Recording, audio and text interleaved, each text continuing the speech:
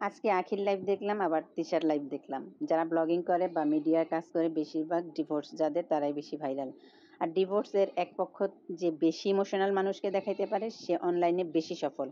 যেমন উপবিশ্বাসকেই ধরুন, এক হাতে তালি কিন্তু বাজে না, বাট ডিভোর্স আর সন্তানের জন্যই আজকে তার এত পাবলিসিটি, এত ভাইরাল। তার সিনেমা নেই, বাট কাজ কিন্তু আরও করছে, ধুমসে টাকা কামাইতেছে। এমন টাইপ যারাই মানুষের ইমোশনাল ক্যাশ করতে পারে, তারাই পাবলিককে ভুলভাল বলে ভালো সাজতে পারে, তারাই সফল এই প্ল্যাটফর্মে। এরা পাবলিকের সিম্পিতি নেয়, লাইভে কান্নাকাটি করে, ততই অনলাইন জগতে এরা সবার কাছে সেরা থাকে। যে যত ইমোশনাল কুড়াইতে পারবে সে বেশি ভালো। বাট আজকে আঁকি ভুলভাল লাইফটা না জেনে না বুঝে করছে, এটা কেউ বলবে না, কারণ আহাদ আর তিশা সবার কাছেই খারাপ। আখির ডিভোর্সের পর আয়াসের বাবাকে ছেড়ে যখন সে আয়াসকে নিয়ে থাকছে, তখন কিন্তু কোনো কথা হয় নাই। আখির পরিবার তার মা বোন আখিকে নিয়ে এখন পুঁজি ব্যবসা করছে। সিম্পল কারণে হাজবেন্ডের সাথে রাগারাগিতে আখি পেজ খুলে যখন দেখলো যে এত পাবলিক তার সাপোর্টে, তখন আর সে সংসারে গেল না। তার মা বোন তাকে হাসির ডিম পাড়া মনে করে এইবার আদর দিল, এত ভালোবাসা দেখালো। আর তার মা বোনের সবার ট্রাম্প কার্ড হচ্ছে আহাদের সন্তান আয়াস। বাবা সন্তানকে দেখতে যেতেই পারে, এতে এত সমস্যা কেন তা হবে তার নানির? সন্তান জন্ম দেওয়ার সিজার করা, সিজারের পর সব করা তার বাবা আর তিশার মাই করেছে। হাসপাতালে একদিনও থাকেনি আখির মা। আজকে আখি তিশা জন্য এত দূর, বিশেষ করে দীপার কারণে তিশাকে সবাই খারাপ বলে, তাই আখি ফাঁকা মাঠে ভালো গোল দিয়ে আজকে সবার কাছে ভালো। এত ভালো তাইলে কেন সতীনের 2টা মেয়ের জামাইয়ের সাথে বিয়ে বসলো? আর ভাইরাল তো কেউ কম হয়নি।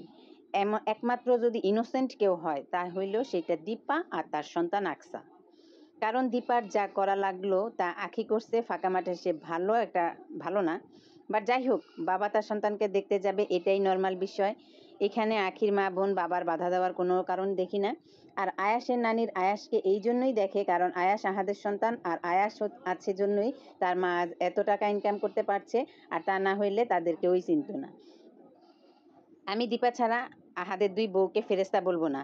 আখিও যা, তিশাও তা। আর আখি এখন আরও পাখনা মেলছে, হাজবেন্ড থাকায় তিশা যা ইচ্ছে করতে পারে না, লিমিটেশন থাকে। বাট আখি এখন সিঙ্গেল, তাই রাত বিরাত সব কাজ করে সে বাসায় ফেরে। এমন না যে সন্তানের জন্য সে দিনে কাজ করে সন্ধ্যার মধ্যেই বাড়ি ফিরে সন্তানকে সময় দেয়। সন্তানকে সে কিছুই করে না, বুকের দুধটাও খাওয়ায় না। আয়াস হচ্ছে পুঁজি। তাই আয়াসকে নিয়ে যাচ্ছে এটা মিথ্যা বলে লাইভে কান্না করছে, যেখানে এক ফোঁটা চোখের পানিও পড়তে দেখিনি। চিল্লাচিল্লি শুনছি, কান্নাকাটির শব্দই শুনছি। তাইলে তো সব শেষ হয়ে যাবে এই ভয়ে। কারণ আয়াসের জন্য আহাদ আবার তিশার আখির সাথে সংসার করতে চাইছে। বাট আখির এই ফেম, এত টাকা, স্বাধীনতা পাওয়ায় সে আর যায়নি। সে আরো বেশি কাজ করে, ছেলে মেয়েদের সাথে নাচানাচি করে, পার্টি করে। বাট তার সব হালাল, কারণ সে সবার চোখে ভালোভাবেই প্রেজেন্ট হতে পেরেছে। আর তার পুরো পরিবারের জন্য আরো বেশি কাজ করতে হয়। আয়াস একটা দোহাই মাত্র।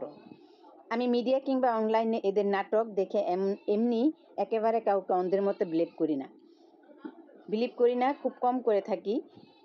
এরা কেউই কোনো কিছুর জন্যই কাউকে ছাড় দিতে চায় না। আর এটা নিয়ে কথা বললে তিশার পক্ষ বলি না, তিশাও ভালো না, আয়াসের মাও ভালো না। সবচেয়ে আমার মনে হয় ইনোসেন্ট হচ্ছে তিশা, না দীপা, আর দীপার মেয়ে আকসা।